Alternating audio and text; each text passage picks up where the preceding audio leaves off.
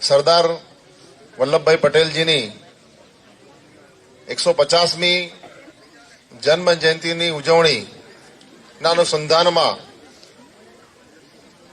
સમગ્ર ભારત દેશ નહીં પણ દુનિયાની અંદર જ્યાં જ્યાં એમનો સંદેશો પહોંચ્યો છે ત્યાં દરેક વિસ્તારમાં આજે સરદાર પટેલને આપણે સૌ યાદ કરી રહ્યા છે ત્યારે સમગ્ર ભારતમાં 150મી જન્મ જયંતિ નિમિત્તે યુનિટી માર્ચ હોય, કરમસતી કેવડિયા સુધીની પદયાત્રાના પ્રસંગ હોય, એના અનુસંધાને આજે આપણે પણ સૌ સંતરામપુર વિધાનસભામાં 150મી પદયાત્રાનું આયોજનના અનુસંધાનમાં સૌ આપણે ભેગા થયા છે ત્યારે મંચ પર ઉપસ્થિત આપણા પૂર્વ મંત્રી શ્રી તેમજ વર્તમાન ધારાસભ્ય શ્રી કુબેરભાઈ, જિલ્લા પંચાયતના પ્રમુખ બાબુભાઈ, જિલ્લા ભાજપના યશસ્વી અધ્યક્ષ દશરથભાઈ, પૂર્વ જિલ્લા ભાજપના અધ્યક્ષ, ગુજરાત રાજ્ય આચાર્ય સંઘમાં ખૂબ મોટું નેતૃત્વ કરે છે એવા જયપ્રકાશભાઈ, નંદાબેન, નગરપાલિકાના પ્રમુખ, ઉપપ્રમુખ, મંડળના પ્રમુખ, ઉપપ્રમુખ, સમગ્ર જિલ્લા ભાજપની ટીમ, આપણા પ્રાંત અધિકારી શ્રી, મામલતદાર શ્રી, તાલુકા વિકાસ અધિકારી શ્રી, પત્રકાર મિત્રો, સોશિયલ મીડિયાના ભાઈઓ બહેનો તેમજ ઉપસ્થિત સૌ કાર્યકર્તાઓ અને નગરજનો, ગ્રામજનો, આજનો આપણો જે વિષય છે એ સરદાર પટેલ, સરદારમાંથી અસરદાર સરદાર કેમ એ આટલા મોટા સરદાર કહેવાયા? એવું તે શું થયું? કારણ કે વિશ્વની સૌથી મોટામાં મોટી પ્રતિમા એ આપણા સરદારભાઈ વલ્લભભાઈ પટેલની આપણે બનાવી. આજુ આખી દેશ અને દુનિયા કેવડિયા ખાતે જ્યારે સરદાર વલ્લભભાઈ પટેલને જોવા માટે આવે છે એ ત્યારે માત્ર એમની પ્રતિમા જોવા માટે નથી આવતા, પણ મુઠ્ઠી ઉંચેરા માનવી માટે એમની પ્રતિમા પણ એટલી મોટી જ હોવી જોઈએ અને દેશ અને દુનિયાને એનું દર્શન થાય. અને ત્યાં આવે ત્યારે સમગ્ર મ્યુઝિયમના માધ્યમથી, પ્રદર્શનીના માધ્યમથી સરદાર વલ્લભભાઈનું પટેલનું કામ કેવડિયા ખાતે આવીને આખી દેશ અને દુનિયા જુએ ત્યારે આપણને ખબર પડે કે આ દેશની આઝાદીમાં તો ખરું જ, પણ દેશ આઝાદ થયા પછી પણ આ દેશને એકીકરણ કરવા માટે, દેશની મજબૂતાઈ માટે, દેશની સુરક્ષા માટે માન્ય સરદાર વલ્લભભાઈ પટેલે ખૂબ મહત્વનું કામ કર્યું હતું. આજે સમયગાળો છે એવા જનનાયકોનો સમયગાળો છે. 1875માં જ આપણા ભગવાન બિરસા મુંડાજીનો જન્મ થયો હતો.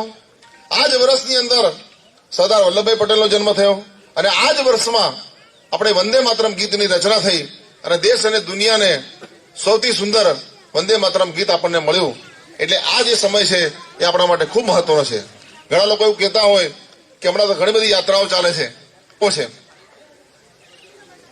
બિરસા મુંડાજીને 150 વર્ષ થઈ રહ્યા છે, સરદાર પટેલજીને 150 વર્ષ થયા અને આ આપણું જે વંદે માતરમનું ગીત એ ત્રિવેણી સંગમ સ્વરૂપે આપણે એવું લાગે છે કુબેરભાઈ કે આ મહિનો તો જાણે આપણે દેશભક્તિનો માહોલ ચારે તરફ થઈ ગયો હોય અને રાષ્ટ્રીયતાનો માહોલ થયો હોય. આપણા બિરસા મુંડાજીની યાત્રાઓ જે નીકળી દેશભરમાં અને આપણા ગુજરાતમાં અને એના અનુસંધાનમાં વડાપ્રધાન પણ શ્રી આપણે ત્યાં આવીને ગયા. આ ત્રણેય સંગમ આપણા આ મહિનાની અંદર આપણને જોવા મળી રહ્યા છે. આપણે ઘણી બધી વાતો સરદાર પટેલ વિશે કરી શકીએ, પણ આજે આપણો વિષય છે યાત્રા પણ છે, મહાનુભાવોને પણ સાંભળવાના છે. જે રીતે મહાભારતની કથા થાય એવી રીતે આપણા શૈલેષ સકપરિયાજી હોય એવા ઘણા બધા કથાનુભાવો, હવે સરદાર પટેલની પણ કથા શરૂ થઈ છે. 2 દિવસની કથા હોય, 3 દિવસની કથા હોય, 7 દિવસનો સપ્તાહ હોય. સરદાર પટેલને સાંભળવા અને સમજવા એ કઈ 10-15 મિનિટનો વિષય નથી. સરદાર પટેલને સમજવા માટે ઘણો બધો સમય જોઈએ, એ પ્રકારનું જ્ઞાન જોઈએ, એ પ્રકારની આપણી સાંભળવાની શક્તિ જોઈએ. પરંતુ આજે આપણે 2-3 વિષયો પર એમનું ધ્યાન દોરીશું અને એના અનુસંધાનમાં એમના અધૂરા છોડેલા કાર્યક્રમો, એમની જે વિચારસરણી આપણા વડાપ્રધાન શ્રી નરેન્દ્રભાઈ મોદી કેવી રીતે સુપેરે પાર પાડી રહ્યા છે એનું પણ આપણે સાથે સાથે સમજતા જઈશું. હમણાં જ આપણે 2 વર્ષ પહેલા નારી વંદના અધિનિયમ ને કાયદો આપણે પસાર કર્યો. એક સમય હતો સરદાર વલ્લભભાઈ પટેલ જ્યારે અમદાવાદ નગરપાલિકાના પ્રથમ મેયર હતા ત્યારે એમને જોયું કે બધા ભાઈઓ જ પુરુષો જ નગરપાલિકાઓમાં હોય અને આખા દેશમાં એવો કોઈ કાયદો જ નહોતો. પહેલી વખત એમને સૂચન કરીને અમદાવાદ પહેલી મહાનગરપાલિકા હતી કે જેને કાયદો પસાર કર્યો અને સરકારમાં માંગણી કરી કે ભાઈ નગરપાલિકા મહાનગરપાલિકાઓમાં બધે મહિલાઓનો પણ ભાગ હોવો જોઈએ, મહિલાઓનું પણ શાસન હોવું જોઈએ, મહિલાઓને પણ પ્રતિનિધિત્વ મળવું જોઈએ. આજે આપણે જોઈએ છે કે એના પછી આઝાદી આપણને મળી ગઈ, પણ એમને જે વિષય મૂક્યો હતો એ વિષય મહિલાઓનું સશક્તિકરણ, મહિલાઓનું નેતૃત્વ રાજનીતિ ક્ષેત્રની અંદર, સામાજિક ક્ષેત્રની અંદર એ પૂરું થઈ શક્યું નહીં. અને એ જ કામ આટલા વર્ષો પછી નરેન્દ્રભાઈને યાદ આવ્યું અને એમને કીધું કે ભાઈ મહિલાઓની ભાગીદારી નોકરીઓમાં તો 50% અનામત હશે જ, પણ આવનારા સમયની અંદર રાજકીય ક્ષેત્રે પણ પછી નગરપાલિકા હોય, પૂર્વ નગરપાલિકા હોય કે કોઈ પણ ક્ષેત્ર હોય એની અંદર પણ 50% બહેનોને ભાગીદારી મળે. પુરુષ જેટલા છૂટાય એટલા જ મહિલાઓ પણ છૂટાવી જોઈએ એવો નારી વંદના અધિનિયમનો કાયદો આપણા નરેન્દ્રભાઈ લાવ્યા. આપણે સૌ જાણીએ છીએ કે સોમનાથની હાલત શું હતી. આજ એ સોમનાથ 17 વખત લૂંટાયું હતું, ખંડેર કરી નાખ્યું આપણું મંદિર.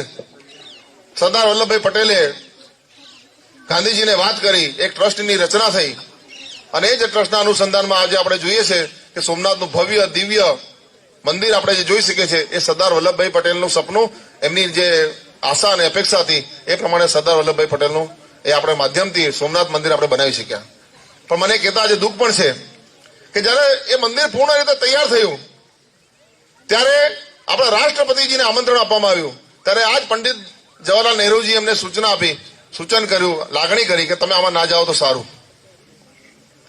તો આપણે બધા જાણીએ છીએ, છતાંય રાજેન્દ્ર પ્રસાદજી એ મંદિરના ઉદઘાટનના કાર્યક્રમમાં પધાર્યા હતા. અને આજે મને એમને જોઈને સાહેબ યાદ આવે કાશી ભગવાન, અને મેં પણ ત્યારે જોયું હતું ત્યારે મને પણ તે વખતે દુઃખ થયું હતું કે આવી રીતે આપણા રામ ભગવાન બેસે. આ સ્થિતિ આપણા મંદિરોની, જે આપણા આરાધ્ય દેવ છે, જેના આધાર પર તો આ દેશ છે આખો, રામ રાજ્યની જેને કલ્પના કરી હોય એ દેશમાં રામની આ સ્થિતિ કેવી રીતે ચલાવી લેવાય. ખૂબ જ કુનેહપૂર્વક શાંતિથી આપણે બધાને એવું લાગતું હતું કે આ દેશમાં ક્યારેય રામ મંદિરનું નિર્માણ થઈ શકશે નહીં, કારણ કે હવે જો આટલા વર્ષોમાં ના થઈ શક્યું તો હવે કોણ કરશે. આપણે બધાએ જોયું કે ભવ્ય અને દિવ્ય અયોધ્યામાં રામ મંદિરમાં રામલલા બિરાજ્યા અને આ 25મી નવેમ્બરે સાહેબ સંપૂર્ણ મંદિર પૂર્ણ થશે. અને આ 25મી નવેમ્બરે વડાપ્રધાન શ્રી અને 8,000થી વધારે મહાનુભાવો, દેશના મહાનુભાવો, ગણમાન્ય લોકોની ઉપસ્થિતિમાં ધ્વજારોહણનો કાર્યક્રમ અને સંપૂર્ણ મંદિરના લોકાર્પણનો કાર્યક્રમ થવા જઈ રહ્યો છે. આપણે કાશી વિશ્વનાથ કે રામ મંદિરની વાત કરવાની ક્યાં જરૂર છે. આપણે પાવાગઢની જ વાત કરીએ, આપણા જિલ્લામાં છે, બૃહદ પંચમહાલમાં છે. આપણે ધ્વજા નહીં ફરકાવી શકીએ ત્યાં. આપણે બધા મંદિરમાં દર્શન કરવા ગયા હોય તો તમને ખબર હશે કે આપણે ઉપર જઈએ ત્યારે શું જોવા મળતું હતું. ખબર છે મારો ઇશારો તમે સમજી શકતા હશો. એને પણ કુનેહથી દૂર કર્યું. પહેલી વખત આટલા વર્ષો પછી મહાકાળી માતાનું ભવ્ય અને દિવ્ય મંદિર બન્યું અને હજારો લોકો ત્યાં જઈ શકે એવી વ્યવસ્થા થઈ. હાલમાં જ આપણે બધાએ સૂચન કર્યું હતું તે મુજબ ઘણા બધા ઉંમરલાયક લોકો એ મંદિરમાં ઉપર પગથિયા ચડી નહોતા શકતા. આપણા જ નેતાઓ બધાએ સરકારને સૂચન કર્યું કે ત્યાં લિફ્ટ હોવી જોઈએ. ઉંમરલાયક લોકો કેવી રીતે ચડીને ઉપર જઈ શકે, પગથિયા હાર્ડ છે. તો ટૂંક જ સમયની અંદર પાવાગઢની અંદર પણ 2 મોટી લિફ્ટ લાગી રહી છે અને હવે સીધા ત્યાં નીચેથી સીધા મંદિરના પ્રાંગણમાં આપણે પહોંચી શકીશું. તો એવા જે સરદાર પટેલ સાહેબે જે કામ કર્યું એ જ કામ આપણા મોદી સાહેબ કરી રહ્યા છે. સરદાર પટેલ સાહેબે નારી વંદનાનું કામ કર્યું એ જ કામ આપણા નરેન્દ્રભાઈ આગળ વધાવી રહ્યા છે. એવા તો અસંખ્ય વિષયો છે આપણી સામે. રાજનીતિની અંદર આપણે કામ કરતા હોય, દેશ સેવાનું કામ કરતા હોય ત્યારે એક વાતનો પ્રસંગ મને યાદ આવે છે કે સરદાર વલ્લભભાઈ પટેલ ધાર્યા હોત તો આ દેશના વડાપ્રધાન બની શક્યા હોત. અંગ્રેજોએ નક્કી કર્યું કે આ ભારત દેશને હવે આપણે સંપૂર્ણ સત્તા આપવાની છે. એની જે પ્રક્રિયાઓ છે વર્ષ 2 વર્ષની લાગે.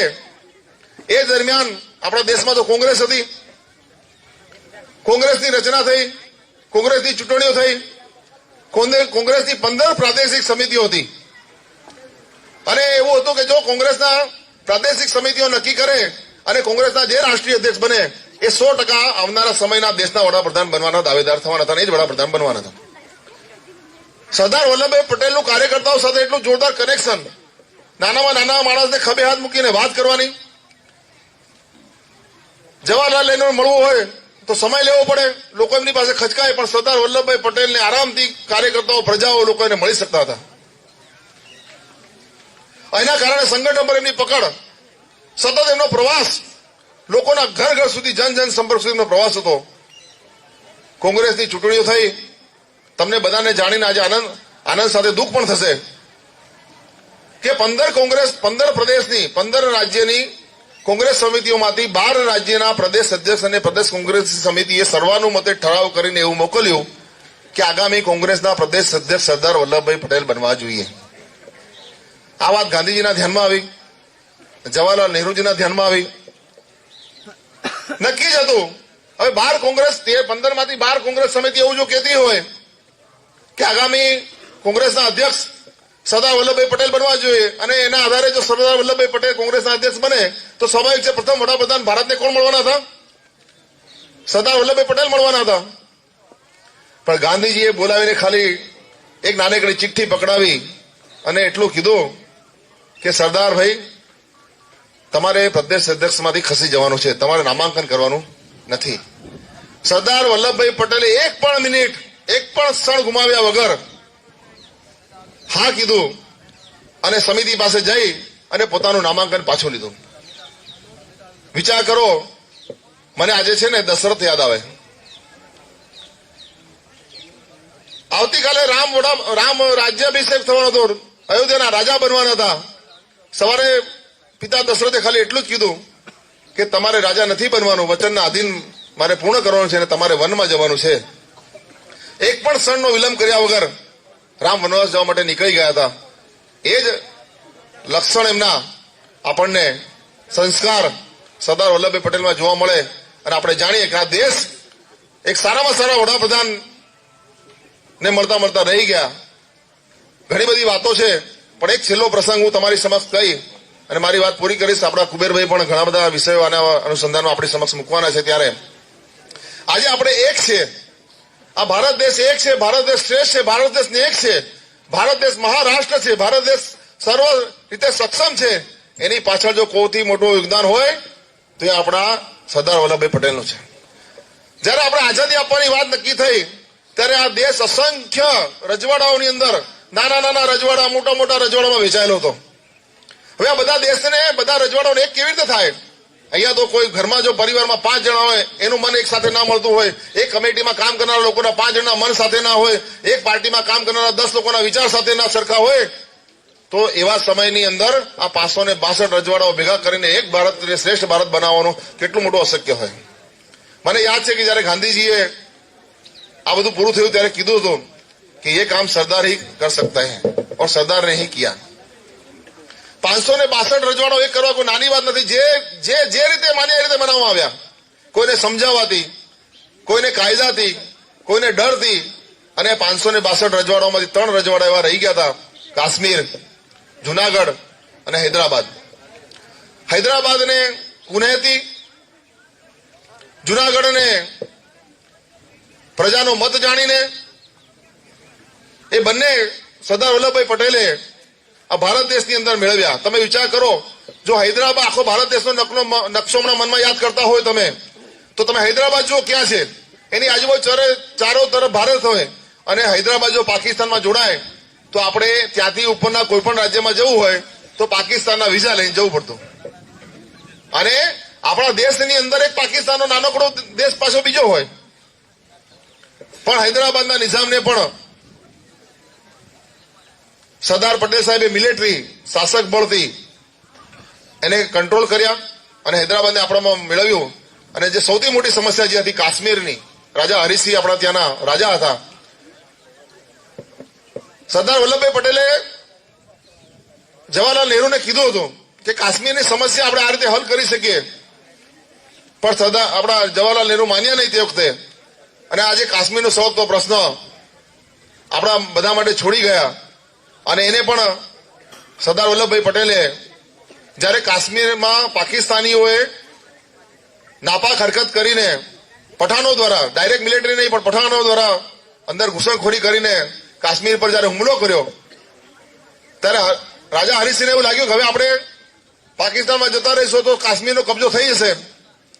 ત્યારે એમને સરકારના પીવડાયું દિલ્હી સરકારને, ત્યારે સરદાર વલ્લભભાઈ પટેલે કુને વાપરીને એવું કીધું કે અમે તમને મદદ કરીએ, પણ એક શરત છે, આજે ને આજે હમણાં તમારે ભારતમાં વિલીનીકરણ માટેના દસ્તાવેજ પર સહી કરવી પડે. તૈયારીમાં રાજા હરિસિંહ આ પાડીને અહીંથી એમને ખબર હતી સરદાર વલ્લભભાઈને કે આ થવાનું જ છે, એટલે મિલિટરી પણ તૈયાર જ રાખેલી. કેટલી કુને કહેવાય, કેટલી અગમચેતી કહેવાય. અને મિલિટરી તાત્કાલિક ત્યાં મોકલી અને આપણે કાશ્મીર કબજે કર્યું. અને નહેરુની નાનકડી ભૂલ યુનોમાં લઈ જવાના કારણે આજે આપણે પીઓકે આપણા હાથમાં નથી, પણ આવનારા સમયની અંદર મને એવું લાગે છે કે જે રીતે નરેન્દ્રભાઈ અને જે રીતે આપણા અમિત શાહજી જે રીતે કામ કરી રહ્યા છે, 370ની કલમ દૂર કરીને જે રીતે આપણને આજે આપણે કાશ્મીરને પણ આપણે ત્યાં ભારતમાં ભેળવ્યું છે, ભારતની સત્તાઓ ત્યાં લાગુ કરી છે, તે સમય આવનારો સમય એવો દૂર નથી કે પીઓકે પણ આપણા કબજા